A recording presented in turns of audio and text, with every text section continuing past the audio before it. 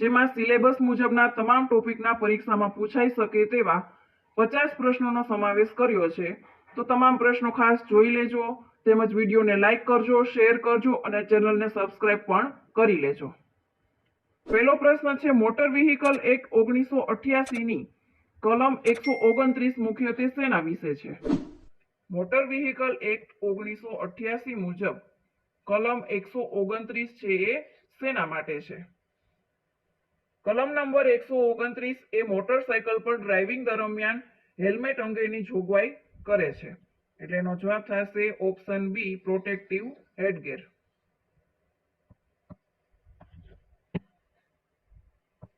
Motor vehicle act 1988 ની કલમ 215 બી કઈ બાબત સાથે સંબંધિત છે?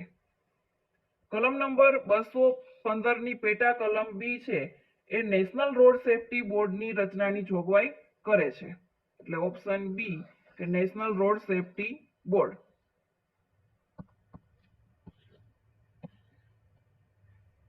ગુજરાત રોડ સેફટી ઓથોરિટીના વહીવટી માળખા અનુસાર તેના અધ્યક્ષ તરીકે કોણ ફરજ બજાવે છે?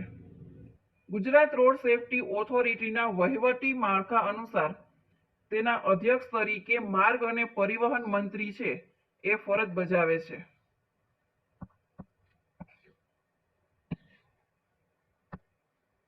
મોટર વ્હીકલ એક્ટ 1988 ની કલમ 185 હેઠળ નીચેનામાંથી કયો ગુનો શિક્ષાપાત્ર બને છે? કલમ નંબર 185 નશાની અસર હેઠળ વાહન ચલાવવાના ગુના સાથે સંબંધિત છે, કે શરાબ અથવા તો નશાની અસર હેઠળ વાહન ચલાવવું। ગુજરાત મોટર વ્હીકલ રૂલ્સ 1989 મુજબ સ્ટેજ કેરેજમાં ફાયર એક્સટિંગ્વિશર રાખવા અંગેનો કયો નિયમ મહત્વપૂર્ણ છે? સ્ટેજ કેરેજમાં ફાયર એક્સટિંગ્વિશર અંગે રૂલ 169 દર્શાવવામાં આવે છે। સીપીઆર નો સંપૂર્ણ અર્થ શું છે? સીપીઆર નું પૂરું નામ થશે કાર્ડિયો પલ્મનરી રિસસિટેશન। કાર્ડિયો પલ્મનરી રિસસિટેશન તે હૃદય અને શ્વાસ બંધ થવા જેવી ગંભીર કટોકટીમાં ઉપયોગમાં લેવાતી પુનર્જીવિત પ્રક્રિયા છે। એક ઘડિયાળ દર કલાકે 5 મિનિટ આગળ વધે છે। જો તેને સવારે 8 વાગે સાચી ગોઠવવામાં આવી હોય તો 6 કલાક પછી તે કેટલો સમય આગળ હશે? દર કલાકે 5 મિનિટ આગળ વધે છે। દર કલાકે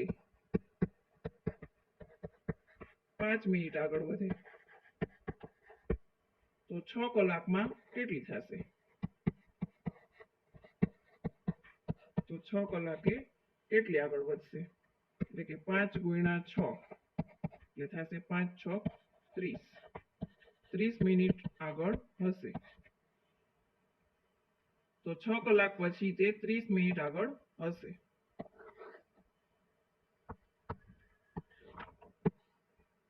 નીચેની પર્વતમાળામાંથી કઈ પર્વતમાળા મુખ્યત્વે ઉત્તર પૂર્વથી દક્ષિણ પશ્ચિમ દિશામાં વિસ્તરેલી છે? અરવલ્લી પર્વતમાળા છે એ ઉત્તર પૂર્વથી દક્ષિણ પશ્ચિમ દિશામાં વિસ્તરેલી છે। એક બસ 45 કિલોમીટર પ્રતિ કલાકની ઝડપે 4 કલાક જેટલું અંતર કાપે છે, તે જ અંતર 60 કિલોમીટર પ્રતિ કલાકની ઝડપે કાપવામાં કેટલો સમય લાગશે? અહીંયા પહેલા અંતર મેળવી લઈએ। અંતર બરાબર અહીંયા ઝડપ આપેલી છે અને સમય આપેલો છે। અંતર બરાબર થશે ઝડપ ગુણ્યા સમય। ઝડપ આપેલી છે 45 ગુણ્યા સમય આપેલો છે 4। 45 ગુણ્યા 4 કરીએ એટલે આવશે 180 કિલોમીટર। એનું અંતર થશે 180 કિલોમીટર। તો આના માટે સમય મેળવી લઈએ। અહીંયા 60 કિલોમીટર પ્રતિ કલાકની ઝડપ આપેલી છે, આપણે અંતર મેળવ્યું 180, તો એના માટે સમય બરાબર અંતરના છેદમાં ઝડપ। અંતર મળ્યું 180, ઝડપ આપેલી છે 60, 0 0 કેન્સલ, 6 તેરી 18 એટલે આવશે 3 કલાક। તો 60 કિલોમીટર પ્રતિ કલાકની ઝડપે 3 કલાક જેટલો સમય લાગશે.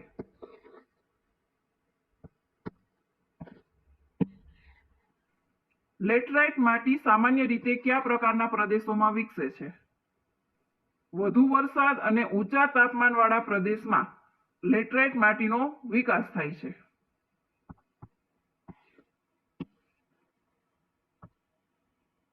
એક સ્ત્રી તરફ ઈશારો કરીને મનોજ કહે છે કે તે મારા માતાના એકમાત્ર પુત્રની પત્ની છે.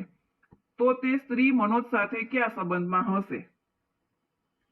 મનોજ કહે છે, અહીંયા મનોજ એક સ્ત્રી તરફ ઈશારો કરીને કહે છે કે તે મારા માતાના, એમની માતાના એકમાત્ર પુત્ર એટલે થશે મનોજ, એકમાત્ર પુત્રની પત્ની છે.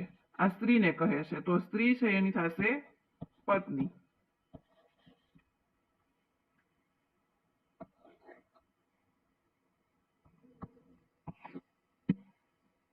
નીચેના પૈકી કયું જોડકું સાચું છે? પહેલું આપેલું છે નર્મદા, બંગાળની ખાડી, એ જોડકું થશે ખોટું. બીજું આપેલું છે તાપી, અરબી સમુદ્ર. તાપી છે એ પશ્ચિમ તરફ વહેતી નદી છે અને તે અરબી સમુદ્રમાં મળે છે, માટે આ વિધાન છે એ સાચું થશે. ગોદાવરી, અરબી સમુદ્ર, એ વિધાન પણ ખોટું છે. મહાનદી, અરબી સમુદ્ર, એ વિધાન પણ ખોટું છે. ગોદાવરી અને મહાનદી એ બંગાળની ખાડીમાં મળે છે, બંગાળની ખાડીમાં. અને જ્યારે તાપી છે એ અરબી સમુદ્રમાં મળે છે.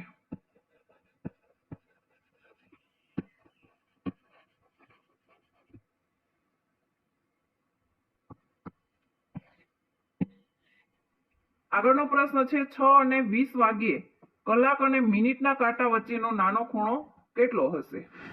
અહીંયા દર ક્રમિક કાંટા વચ્ચે 30 અંશનો ખૂણો બને છે.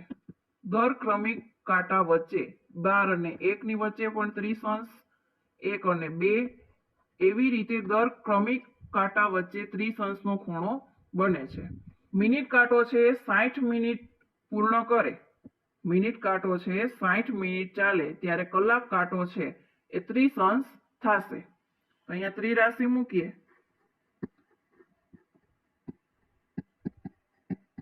મિનિટ કાંટો 60 મિનિટ ચાલે ત્યારે કલાક કાંટો છે 30 અંશ ચાલશે. તો અહીંયા આપેલું છે મિનિટ છે 20, તો 20 મિનિટે કલાક કાંટો કેટલો ચાલ્યો હશે? 20 ગુણ્યા 30 છેદમાં 60, 30 દુ 60 અને 2 10 20 એટલે થશે 10 અંશ. તો હવે અહીંયા 4 અને 6 વચ્ચે ગણી લઈએ. કલાક કાંટો છે 6 ઉપર જશે, આપણે 6 સુધી ગણતરી કરીએ એમાં 10 એડ કરીશું. 4 અને 6 એમની વચ્ચે કેટલાનો ખૂણો બને છે? અહીંયા 30 અંશનો બનશે. 4 અને 5 ની વચ્ચે 30 અંશ, 5 અને 6 વચ્ચે પણ 30 અંશ, એટલે કુલ થશે 60 અંશ. આ કુલ ખૂણો થશે 60 અંશનો. એમાં આપણે 10 અંશ ઉમેરી દઈએ કારણ કે 6 ઉપર કાંટો જાય છે, એટલે કે 60 અંશ પ્લસ 10 એટલે થશે 70 અંશનો. 6 અને 20 વાગ્યે કલાક અને મિનિટના કાંટા વચ્ચેનો ખૂણો થશે 70 અંશનો.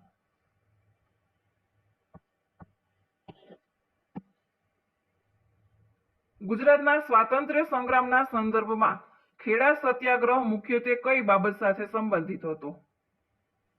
પાકની નબળી સ્થિતિ વચ્ચે ખેડૂતો પાસેથી જમીન મહેસૂલ વસૂલાતના પ્રશ્ને ખેડા સત્યાગ્રહ થયો હતો. એટલે એનો જવાબ થશે મહેસૂલમાં રાહતની માંગ માટે ખેડા સત્યાગ્રહ થયો હતો.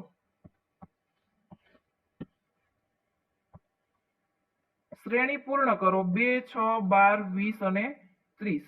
એમાં આગળની સંખ્યા આપણે મેળવશું.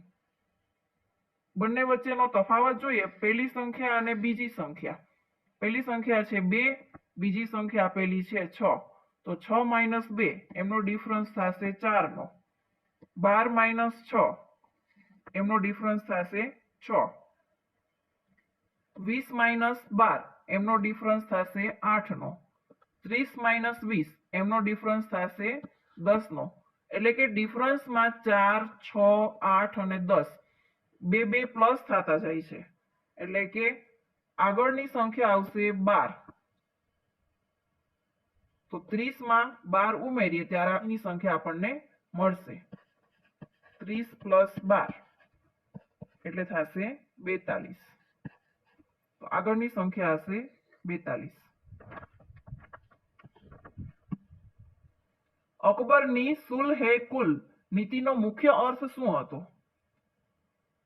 સુલહે કુલ એટલે કે સર્વ સાથે શાંતિ અને ધાર્મિક સહિષ્ણુતા.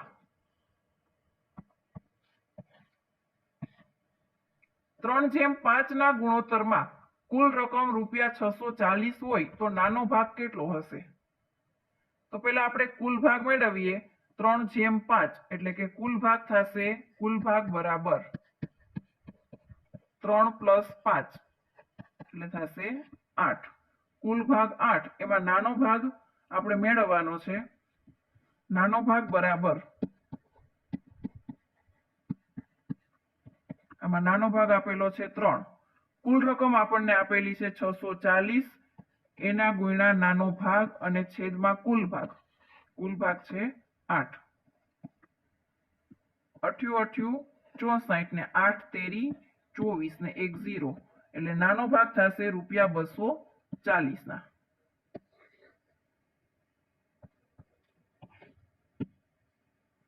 ભારતનો દક્ષિણતમ બિંદુ ઇન્દિરા પોઈન્ટ કયા ટાપુમાં આવેલો છે? ઇન્દિરા પોઈન્ટ ગ્રેટ નિકોબાર ટાપુના દક્ષિણ ભાગમાં આવેલું છે. ગ્રેટ નિકોબાર.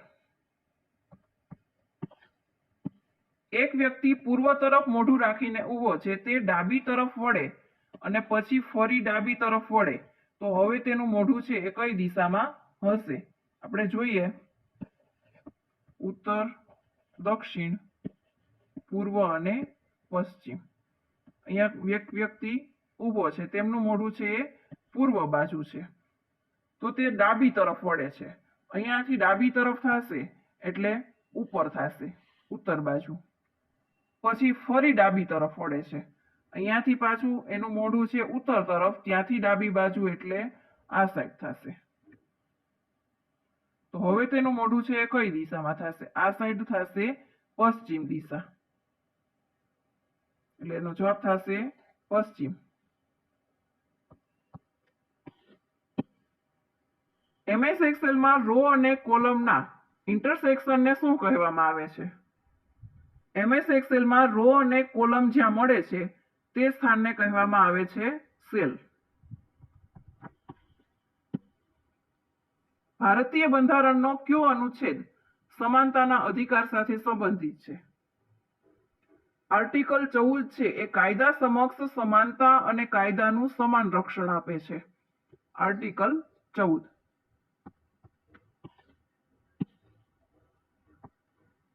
ગુજરાતી સાહિત્યની પ્રથમ આત્મકથા મારી હકીકત કોની રચના છે? મારી હકીકત નર્મદા શંકર લાલ શંકર દવે એટલે કે નર્મદની આત્મકથા છે. કવિ નર્મદની.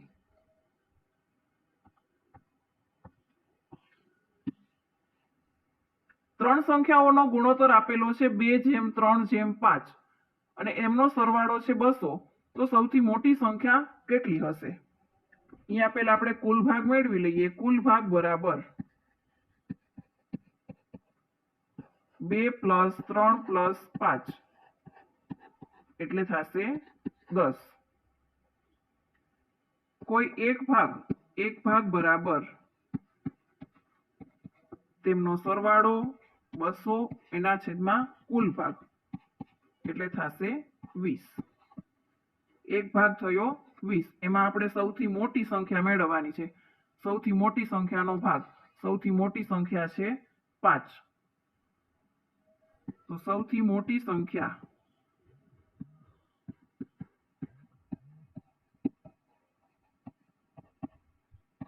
5 × 20 એટલે થશે 100. તો સૌથી મોટો ભાગ થશે 100.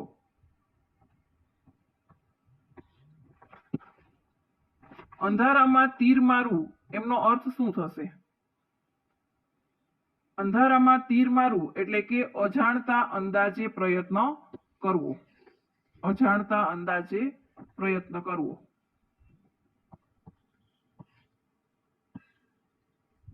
સાઉથને TPVUI તરીકે લખવામાં આવે તો નોર્થને કેવી રીતે લખાશે?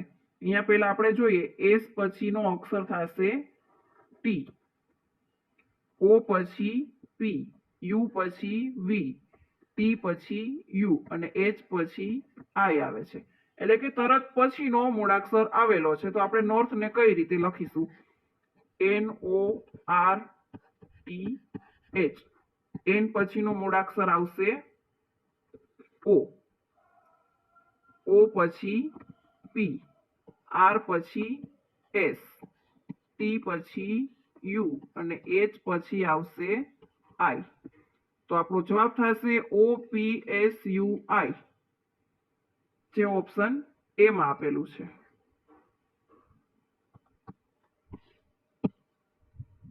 ગુજરાતી ભાષાનો પ્રથમ પ્રવાસ ગ્રંથ ઇંગ્લેન્ડની મુસાફરીનું વર્ણન કોણે લખ્યું છે? પ્રથમ પ્રવાસ ગ્રંથ ઇંગ્લેન્ડની મુસાફરીનું વર્ણન એ લખનાર છે મહિપતરામ ઉપાધ્યાય નીલકંઠ.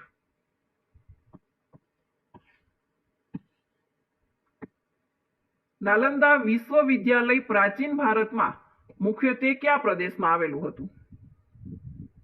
પ્રાચીન નાલંદા શિક્ષણ કેન્દ્ર બિહાર રાજ્યમાં આવેલું હતું.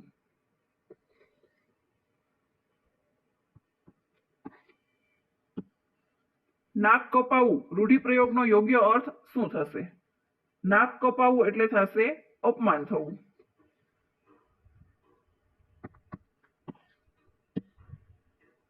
નીલકમલમાં કયો સમાસ છે? નીલકમલ એટલે કે નીલ એવું કમળ. અહીં નીલ છે એ વિશેષણ છે અને કમલ એ થશે વિશેષ્ય, એટલે અહીં થશે કર્મધારય સમાસ.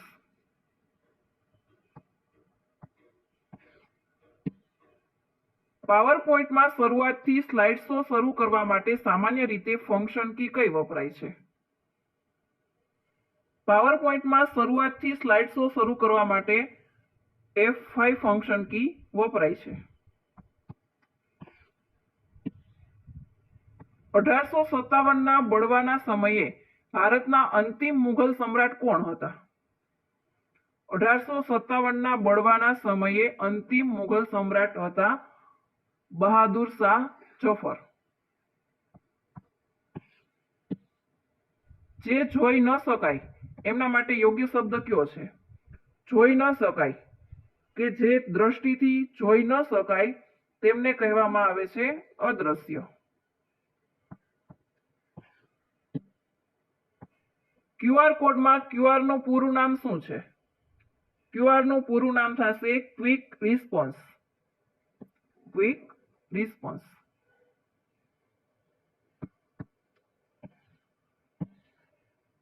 ઇન્ડિકા ગ્રંથના લેખક કોણ હતા? ઇન્ડિકા ગ્રંથના લેખક હતા Megasthenes. Choose the correct article. He is ખાલી જગ્યા હોનેસ્ટ મેન. હોનેસ્ટમાં એચ સાયલન્ટ છે એટલે કે એનો ઉચ્ચાર થશે અ થી, એટલે એમની આગળ આવશે an article. He is an honest main.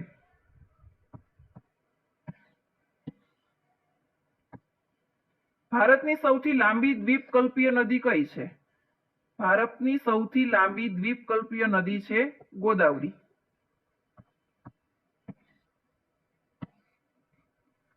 સૂર્ય ઉગ્યો અને પક્ષીઓ કલરવ કરવા લાગ્યા. આ કયા પ્રકારનું વાક્ય છે? અહીં બે સ્વતંત્ર વાક્યખંડ અનેથી જોડાયેલા છે. સૂર્ય ઉગ્યો અને પક્ષીઓ કલરવ કરવા લાગ્યા. તેથી આ બે વાક્ય છે એ સંયુક્ત વાક્ય થશે.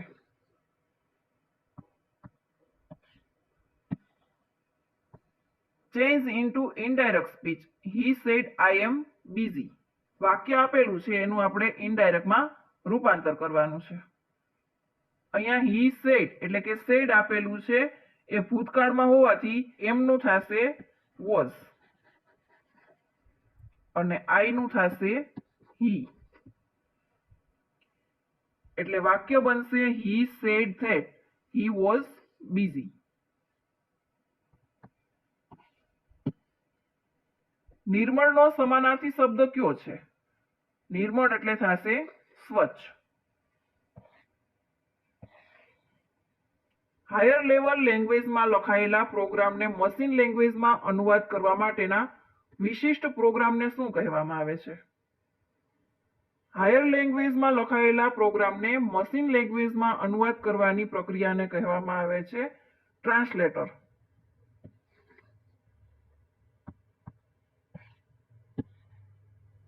યુનેસ્કોનું મુખ્ય મથક ક્યાં આવેલું છે? યુનેસ્કોનું મુખ્ય મથક આવેલું છે પેરિસમાં.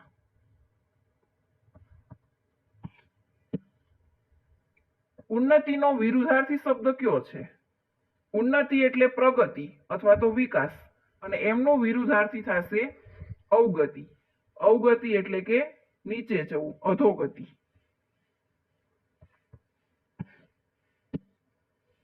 દિલ્હી સલ્તનતનો પ્રથમ વંશ કયો હતો? દિલ્હી સલ્તનતનો પ્રથમ વંશ હતો ગુલામ અથવા તો મામલુક વંશ. લુક આફ્ટર એમનો મીનિંગ શું થશે? લુક આફ્ટર એટલે કે સંભાળ રાખવી.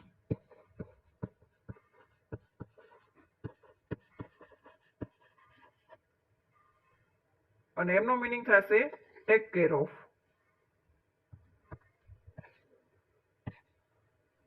કવિ નર્મદ દ્વારા લખાયેલ ગુજરાતી ભાષાનો પ્રથમ નિબંધ કયો છે?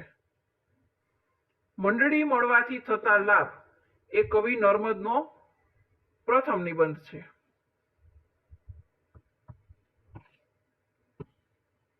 ગુજરાતી સાહિત્યમાં રાસ સ્વરૂપની પ્રથમ કૃતિ ભરતેશ્વર બાહુબલી રાસ એ કોની છે? ભરતેશ્વર બાહુબલી રાસના રચયિતા છે શાલિભદ્ર સુરી. MS વર્ડમાં ઓપન ડાયલોગ બોક્સ ખોલવા માટે કઈ શોર્ટકટ કી વપરાય છે? MS વર્ડમાં Ctrl+F12 થી ઓપન ડાયલોગ બોક્સ ખોલી શકાય છે. Ctrl+F12. કમ્પ્યુટરની કઈ પ્રોગ્રામિંગ ભાષામાં સાંકેતિક કોડ વપરાય છે? એસેમ્બલી લેંગ્વેજમાં મશીન ઇન્સ્ટ્રક્શન માટે મનેમોનિક કોડ્સનો ઉપયોગ થાય છે. એટલે કે એસેમ્બલી લેંગ્વેજમાં. ભારતમાં ચા ઉત્પાદન માટે નીચેના પૈકી કયો પ્રદેશ જાણીતો છે? ચાના ઉત્પાદન માટે જાણીતો પ્રદેશ છે આસામ. આસામ છે એ ભેજવાળું વાતાવરણ અને ભારે વરસાદ હોવાથી તેના માટે તે અનુકૂળ છે. તાનારીરી મહોત્સવ ક્યાં ઉજવાય છે? તાનારીરી મહોત્સવ છે એ વડનગર સાથે જોડાયેલો પ્રસિદ્ધ સંગીત મહોત્સવ છે. જવાબ થશે વડનગર.